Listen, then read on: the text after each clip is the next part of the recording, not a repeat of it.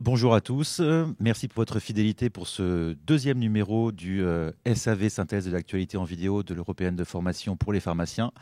J'ai le plaisir de recevoir le professeur Pierre Fumolo, directeur général du Centre de lutte contre le cancer de Dijon, qui va nous parler du pertuzumab, cette nouvelle molécule utilisée dans le traitement du cancer du sein HER2 positif. Alors, Monsieur Fumolo, tout d'abord, pour commencer peut-être, d'un point de vue pharmacologique, quel est le mode d'action de cette nouvelle molécule et quelles sont les différences avec la molécule type chef de file des traitements anti-HER2, le trastuzumab? Alors, le pertuzumab, appelé aussi Perjeta, est un anticorps monoclonal, mais avec un mécanisme d'action différent du trastuzumab, de l'herceptine. Je vous rappelle que le trastuzumab se fixe sur le domaine 4 de la partie externe de HR2, masque cette partie externe et va bloquer ainsi la signalisation intracellulaire. Le pertuzumab se fixe sur le domaine de dimérisation de HR2 et va inhiber les dimérisations, et en particulier les hétérodimérisations, en particulier les hétérodimères HR2, HR3, qui sont normalement les plus puissants dans la transduction du signal. Alors, si je comprends bien, on a deux modes d'action différents sur le même récepteur, HER2. Est-ce que le pertuzumab est destiné à remplacer l'herceptine? En aucun cas. Premièrement, en préclinique, on a montré qu'il y avait une synergie lorsqu'on utilisait les deux anticorps monoclonaux en association. Et on a aussi des résultats des essais de phase 2, des essais précoces. On a donc eu un premier essai qui a, chez des malades résistants à l'herceptine, démontré l'efficacité du pertuzumab lorsqu'on continuait l'herceptine et qu'on rajoutait le pertuzumab. Et chez ces malades résistants, on obtenait un bénéfice clinique qui était de l'ordre de 50% et un taux de réponse qui était de l'ordre de 30%. Deuxième essai de phase 2, on s'est dit on va arrêter l'herceptine et on ne va faire que le pertuzumab. Et à ce moment, on a eu un bénéfice clinique qui n'était que qui était seulement de 10% avec peu de réponses. Pour les malades qui progressaient sur pertuzumab, on a rajouté l'herceptine, le trastuzumab, et là on s'est aperçu qu'on obtenait un taux de bénéfice clinique qui était de environ 47%, donc quasiment identique au premier essai. D'accord, donc la préclinique et la clinique en phase 2 démontrent qu'il faut utiliser les deux médicaments en association. Qu'en est-il en termes de phase 3 et d'essais à plus grande échelle en clinique? Donc, avec ces résultats, effectivement, il y a un phase 3 qui a été mis en place chez les malades HR2 positifs, métastatiques, première ligne, qui comparait le traitement de référence, Taxotere plus Herceptine, le TH, versus l'association Taxotere, Herceptine, Pertuzumab. Et là, on s'est aperçu qu'on avait des résultats qui étaient très importants en termes de survie sans progression, puisqu'on gagne 6 mois. La moyenne de survie sans progression est de 12,4 mois pour le traitement avec Herceptine, monte à 18,5 mois pour le traitement avec l'association Taxotere, Herceptine, Pertuzumab, un hasard ratio de 0,62, ce qui veut dire qu'on diminue le risque de rechute de 38%.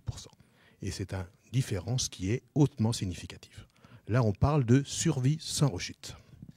D'accord, donc cet essai de phase 3, c'est l'étude dont aujourd'hui on a déjà les résultats. Est-ce que à ce congrès de San Antonio Breast Cancer Symposium 2012, on va avoir de nouvelles données complémentaires ou autres analyses de cette même étude, de cet essai Cléopatra?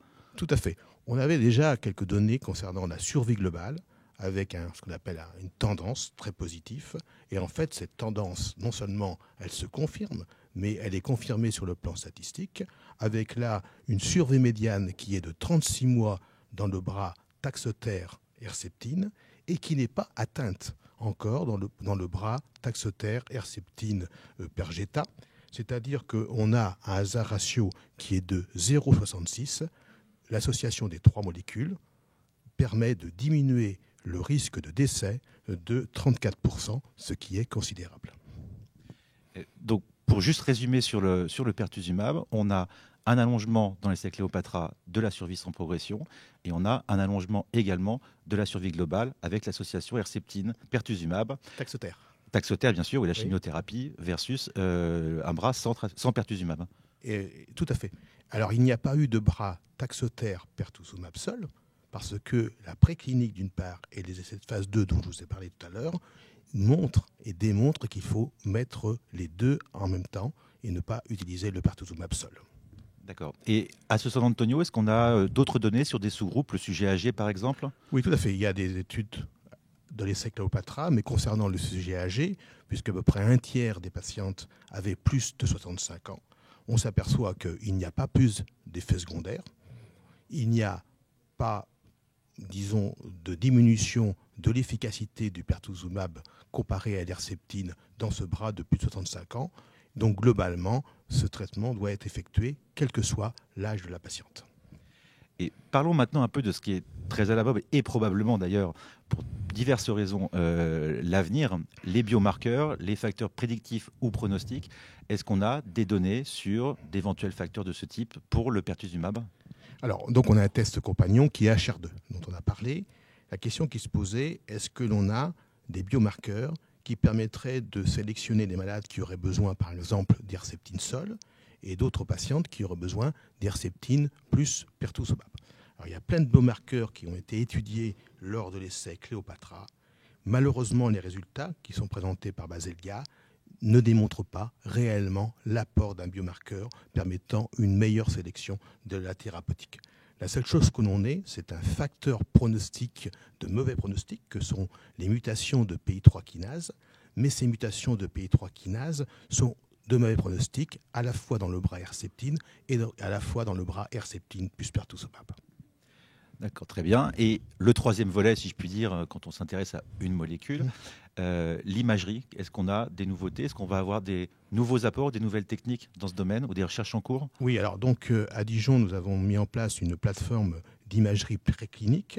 Nous avons donc greffé sur des souris nudes des lignées tumorales HR2 positifs, sensibles à l'herceptine.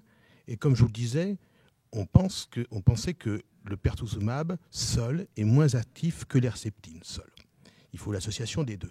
Donc l'idée était de dire, est-ce qu'il y a une différence de fixation du pertuzumab par rapport à l'herceptine? Donc on a marqué l'herceptine avec de l'indium, avec un chélateur, le Dotaga. On a marqué le pertuzumab avec la même technologie. Et on s'aperçoit, c'est ce qui va être présenté donc, prochainement, que les fixations sont exactement les mêmes. Donc la différence d'effet de chaque molécule prise seule n'est pas liée à un problème de binding, mais elle est liée vraisemblablement à un problème mécanistique sous-jacent. Merci beaucoup Pierre Fumolo pour ces éclaircissements sur cette nouvelle molécule. Merci beaucoup à vous tous et je vous donne rendez-vous pour de prochains SAV très prochainement sur le site de l'EFP. À bientôt.